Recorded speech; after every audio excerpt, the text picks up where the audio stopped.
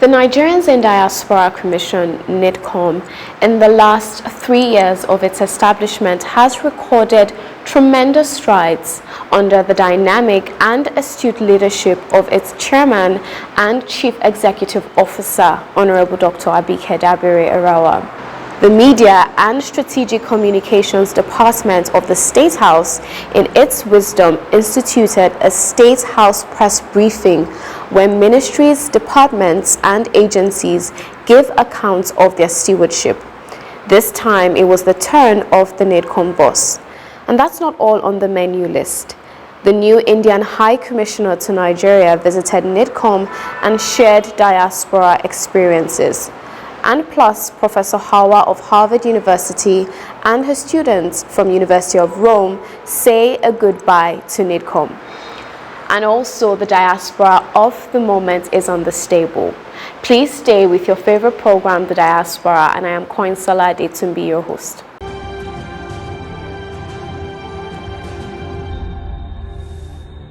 Now let's begin with the State House press briefing where Honorable Dr. Abike Dabiri Arawa gave her scorecard. Nigeria now has a diaspora policy ratified by the Federal Executive Council not too long ago. So now we have a policy to guide all diaspora engagements. And in that policy, all MDAs, at least identified MDAs, will have a diaspora desk. And like trade and we already have in health, we have in EFCC, we're talking to NYSC, we're talking to trade and investment, and quite a few. So it's now a policy in Nigeria. Now we have the Nigeria Diaspora Investment Summit. We hold that every year in November here at the State House Banquet Hall, usually declared open by the Vice President. And again, we're proud of our summit. We're working with the private sector. I tell you, a lot of diaspora investing, particularly in agriculture, health, education, ICT, and the food business. And we're glad that is happening. Again, not that there are no challenges, but they are saying, hey, this is home. If others are doing it, why can't we do it? And I know that they continue to do it even on a bigger scale. The Diaspora Day now holds July 25 every year, and we had a very great event this year with the Chief of Staff ably represented the President himself, and really was a great and successful ceremony. And we hope that someday we'll have all diasporas gather. That's our national day, the Diaspora National Day, as is done in some other parts of the world, where every one of them will come together. So it's building and growing, but now we are attracting the capacity diasporans. Data is key. So we'll be able to start a diaspora data portal. And again, Nigerians are beginning to register in, your data, you want to protect it, but we're encouraging them. That it's about, for instance, President Buhari may want somebody in a particular area tomorrow. With the click of a button, we can easily locate them from the diaspora. So the data portal is ongoing. Honorable Minister of State Foreign Affairs, Ambassador Zubairu Dada, was there to launch the portal for us last year. So the portal is doing well, and we encourage Nigerians abroad to key into the portal. Every state now has a diaspora focal person. Well, 33. Was it 34? I think one more state gave us. Plus FCT. So that means that you want to invest in a kitty, you have somebody to talk to. So we are decentralizing the issue of diaspora. So we have our own council, and we meet quarterly with the state diaspora focal officers in the states of the country. So we do a biannual summit of our focal officers since we set them up. Again, Ambassador Zubairu Dada was there to declare the summit open. Now, 2 states now have their own diaspora commission. Abia has a diaspora commission headed by a lady, very efficient lady. So, and that's very good news. So, Edo is following suit. The parliament has passed their own diaspora agency bill into law. So, Edo has joined the league. And Enugu is at that stage now. And I think Ondo and another state. So hopefully every state will have a diaspora agency, not a big thing, but an agency to deal with their diaspora. Like I said, everybody comes from a state. So we want you to engage with your state while we are at the federal level assisting coordination. The presidential town hall meetings. Mr. President, as we all know, has been described as the most diaspora-friendly president. Everywhere the president goes, he meets with the diaspora. He engages with them and has a fantastic and robust conversations with them. And we're glad to have been to have been part of that, of our presidential town hall meetings. The feedback we get is always very, very positive, and we're glad that Mr. President does this every time he travels, and it has had a lot of impact on our diaspora. Again, to Mr. President, we presented our 600 icons in the diaspora, and I tell you, we can give you 6 million or 6,000. We're working on them, and we're so proud of this compilation. I'm proud of Nigerians everywhere in the world. It's amazing, honestly speaking. It's amazing what Nigerians are doing. But if we don't tell those stories, nobody will. Just the bad stories that will trend, the good will never trend, but we'll continue to celebrate ourselves as Nigerians everywhere in the world. We are saying that the diaspora definitely is an economic factor. We also want the diaspora to be an investment factor. And we keep talking about foreign direct investment. We want to subsequently be talking about diaspora direct investment. So Nigerians at home, Nigerians in the diaspora, we all need to work together to build this beautiful country of our dreams. President Buhari has provided the platform. What we need to do is to ensure that we manifest that platform, we make it efficient, we make it work, and ensure that truly, if our greatest assets are our people, we need to do something about it, we need to build it, and we need to ensure that Nigerians are truly who we are, the best anywhere in the world. Thank you very much, and I appreciate it. Thank you. Thank you.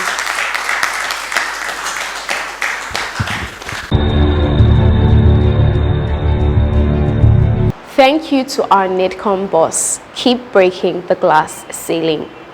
Now, the new Indian High Commissioner to Nigeria visited NIDCOM to share experiences as it concerns diaspora issues. We had been continuing this relationship, strengthening this relationship since then. More than 135 Indian companies have made Nigeria as their home, and nearly $20 billion worth of investments have been made here. When I say 135 companies have made it their home, it is not only in trading but actually in manufacturing. And thousands of jobs have been created over here, wherein Nigerians, Indian companies and India has been a part of the economic growth of Nigeria, and more than 30 years people have been working with the companies and made it as their own home.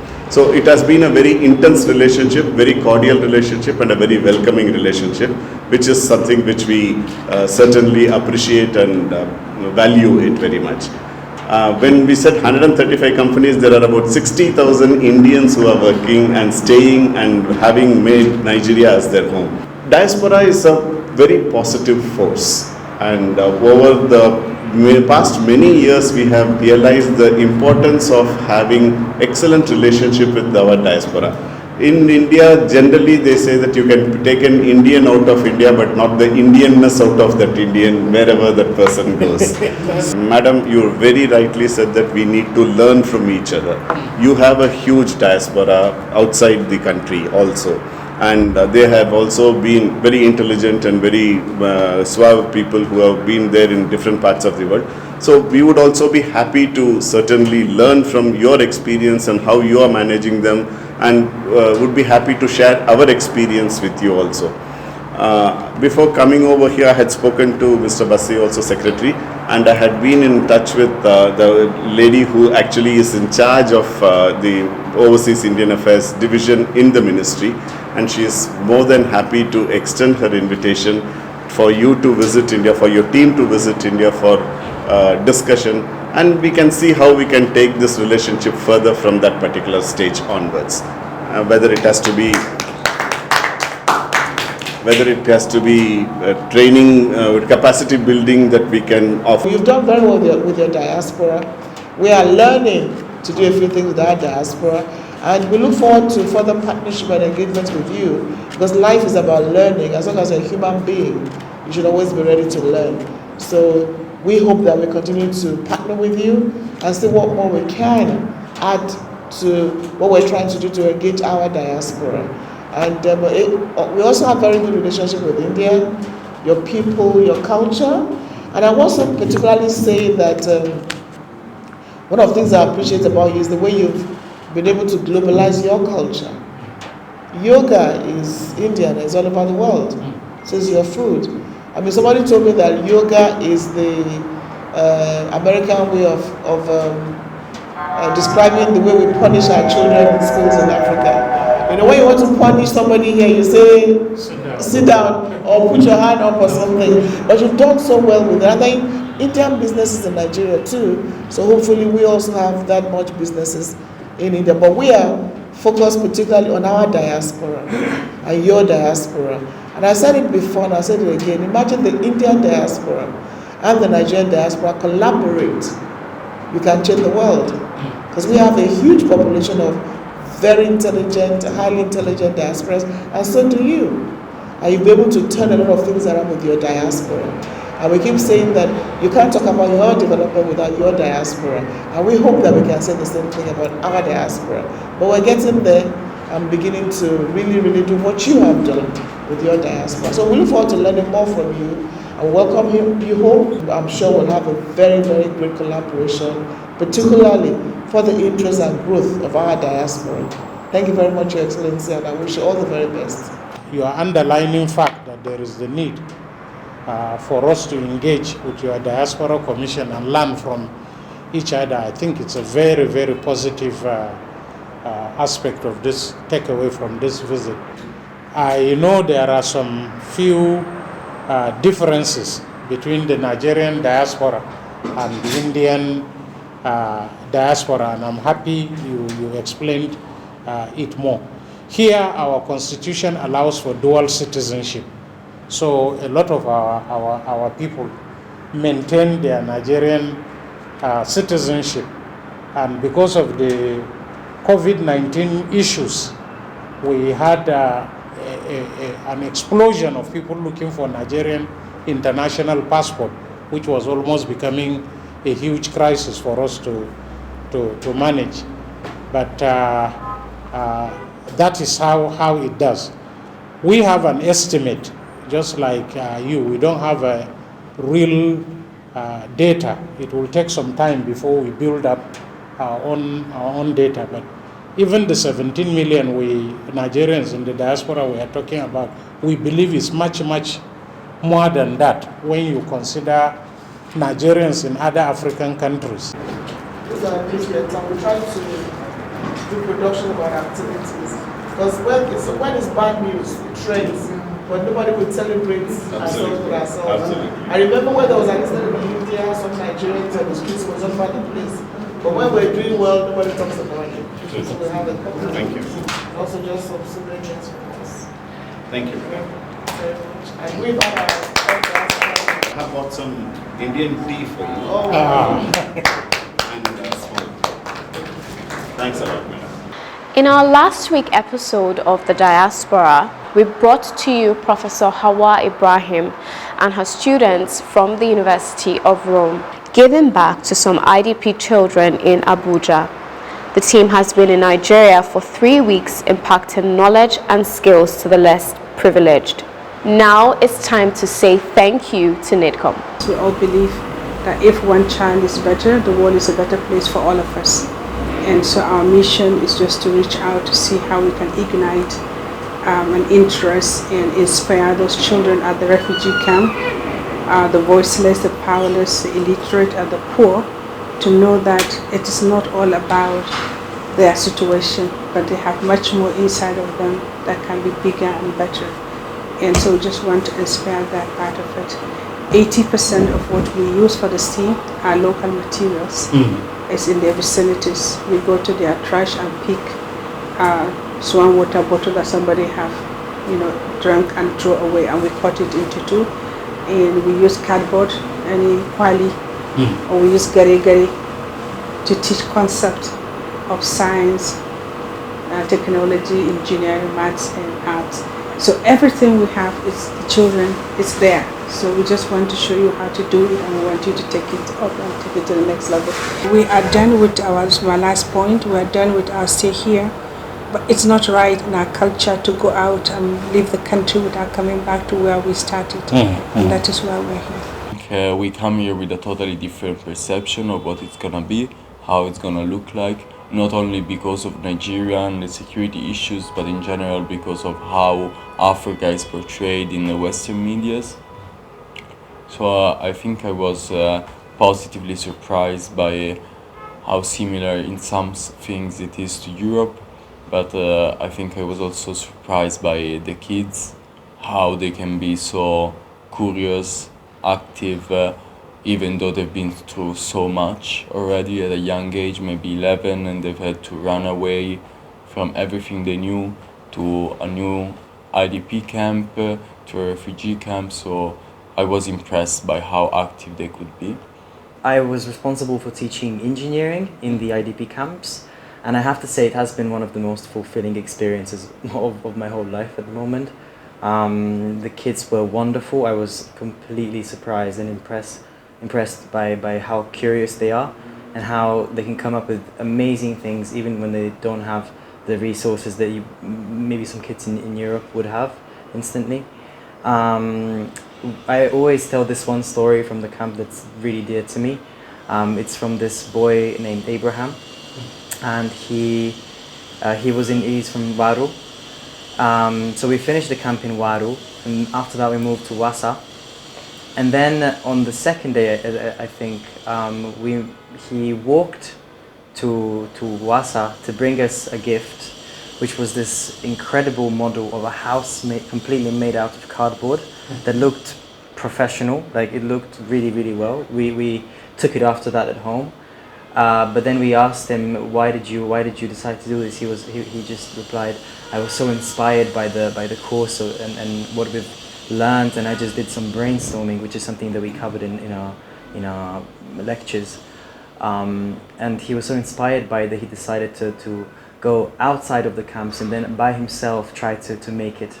And that's what we were trying to do, to encourage them to look in their local communities and then try to solve certain problems and express themselves. In these camps I was focused on art. My purpose was to the arts, any kind of art, so maybe dance, painting, drawing, but theater as well. Show them their self, because these children, they don't have they don't have the possibility to dream. That's what we saw. They don't believe in themselves. They just need hope. So through the arts, that actually art is anything. It's about what's important is that about feelings. It's about yourself, about how you see the world. I just help them through the arts to discover themselves, how they see, how they are artists, why they are special. We in the Diaspora Commission have always encouraged Nigerians who are global citizens, who are living outside Nigeria, to be our ambassadors, to excel and be the best in what they do, and also to impact development back at home here. And this particular boot camp is one of the first we've ever had. And like you rightly said, this is giving hope to children in the IDP camps. This is also motivating young children to think outside the box and to also see themselves that they can have the can-do spirit. And to me, that is fantastic. We thank each and every one of you for sacrificing your time and for this effort. And we look forward, Professor Hawa, to many more of this kind of boot camps in the years to come. And to me, this is one very positive way that Nigerians in the diaspora can influence things here. These children, like you rightly pointed out, you don't know where they will be in the next 5, 10, 20 years. You know, they could be the Bill Gates of the world, or even astronauts and whatever. From some of the few experiments that I saw you people teach them. I'm an engineer myself. And I can, if we have the time, I can tell you what motivated me to reach engineering up to PhD level. And I know it starts from this small, humble beginnings where somebody takes interest and introduces you, and it challenges your curiosity, and then you go on and on. So we thank you very much for this. We, like I said, July 25th of every year is celebrated as the National Diaspora Day. And whenever we do it, we also publish a proceeding. So this for 2019, 2020, and 2021. Yes. The one for 2022 is just being published. Many thanks, Prof. and your team. Come again soon to Nigeria. Now let's join Boya Linko for some messages. Ha! Not so fast. Look, I'm tired. I want to check out of this country for greener pastures. Just calm down for a moment. Please sit down. Do you have a job where you're going to? No, but someone is arranging, Listen, Linko. Checking out of this country without proper planning means one thing. Unimaginable begin. You know, I've been in the diaspora, but legitimately doing great things at home and abroad. As I've been saying, without the proper footing abroad, the risk is not worth it. Listen, Alinko, it's better to be home than be trapped abroad, or even end up in prison.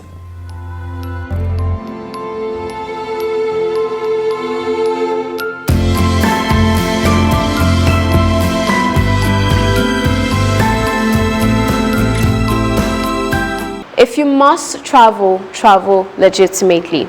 Now over to our diasporan of the moment. Our diaspora of the moment is Noel Ifeanyi Alumona.